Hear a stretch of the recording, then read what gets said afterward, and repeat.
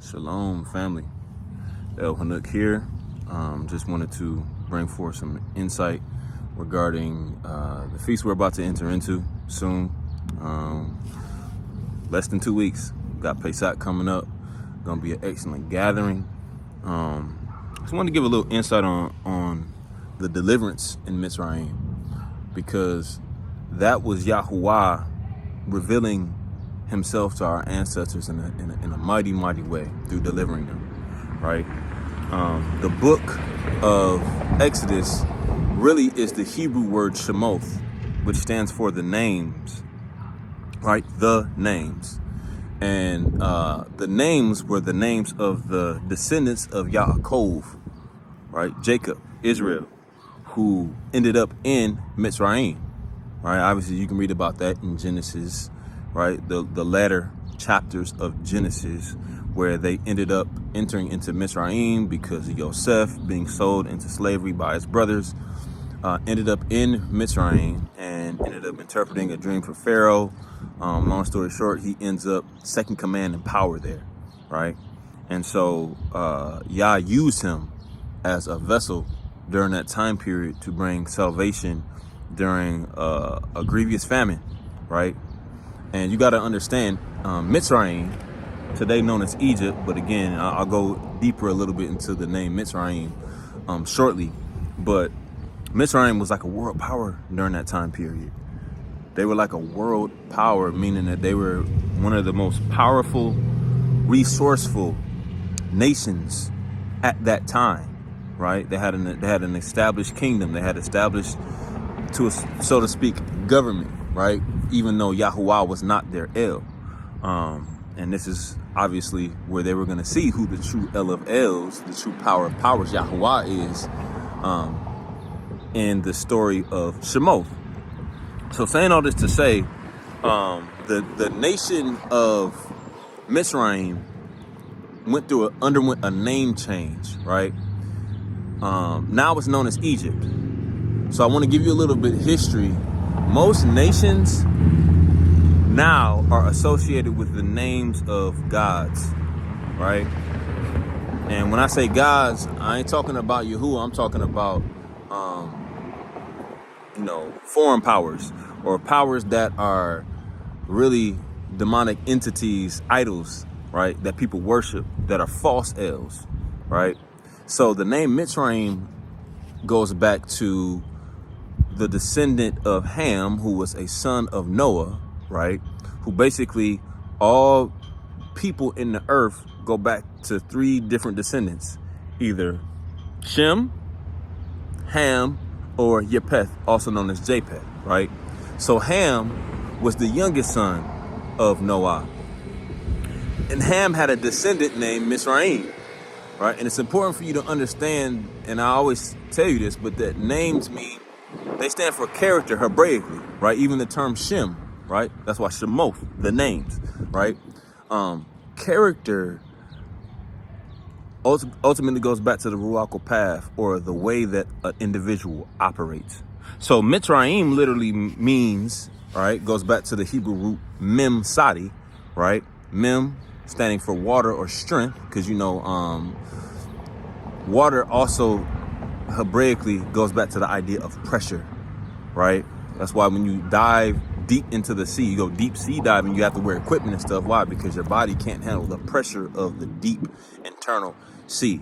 So again, you got Mem representing, water or pressure, and then you got Sadi representing a man laying on their side. So when you put the two together, you get the idea of mighty or strong sides.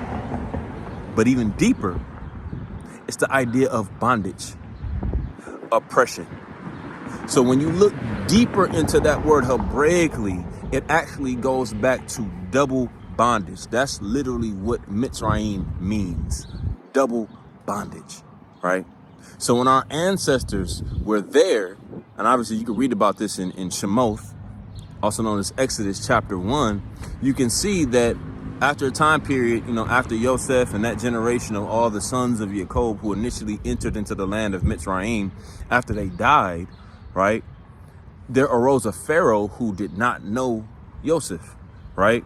What that really means is that he didn't have respect unto Joseph. He didn't have respect unto our ancestors. He didn't have respect unto the Israelites that were in the land of Mitzraim. And so he put him in bondage, right? There was a fear, there was a jealousy, there was a fear that we would take over, right? By multiplying in numbers. So of course you can read about this in Exodus chapter 1, but you know, he had a whole plot that killed the men babies and all type of stuff. And so saying all this to say, the reason why it's not necessarily looked at now as the deliverance from Mitzraim, but the deliverance from Egypt is to get us to forget the actual history of what happened during that time period. Now, the name Egypt goes back to the house of Ptah. Ptah was an ancient god, right? Really, idol of Hamites that they worship, right? He was an ancient Egyptian Hamite god, deity, I'll say, that people worship. So again, that came way after our deliverance, way after a lot of the history that is found in the book of Shemot. So I'm saying all this to say that there's a great deliverance that's coming, right? If you read Jeremiah chapter 23, it talks about the depth of how this deliverance that's going to happen now is going to be even greater than that deliverance from Mitzrayim, because we're scattered all over the earth, right? The descendants of Jacob, right? The 12 tribes of Yashrael, man, we're scattered everywhere, right? So again, when Yahusha prophesies and says, right, the Malachim will gather my elect from the four winds of the heaven in Matthew chapter 24, it's referring to the great deliverance that Yahuwah is going to do. So when we keep this Pesach, again, we're reminding ourselves, we're keeping it as a memorial of Yahusha, right? Yahusha, Yod, Hey, Wash, and Ayin. Or I'm sorry, Yod, Hey, Wash, and Ayin, right? Our Passover lamb, our eternal Passover lamb. Because the physical things that they were led to do in Shemot chapter 12, right? Putting the blood of the lamb over their doorposts so that the death angel would pass over their houses so that their firstborn would not be slain. That was a physical thing that they were required to do for salvation. And again, that was Yah showing that he's El, he's powers, right? Not Pharaoh, right? Not Ptah, right? Not none of the quote unquote deities that a lot of the sons of Ham, the Hamites, would worship. No, it's Yahuwah. And he's doing that very same thing to this day. And the reason why this deliverance is going to be so much greater as well is, like I said, because we're scattered all throughout the four corners of the earth, right?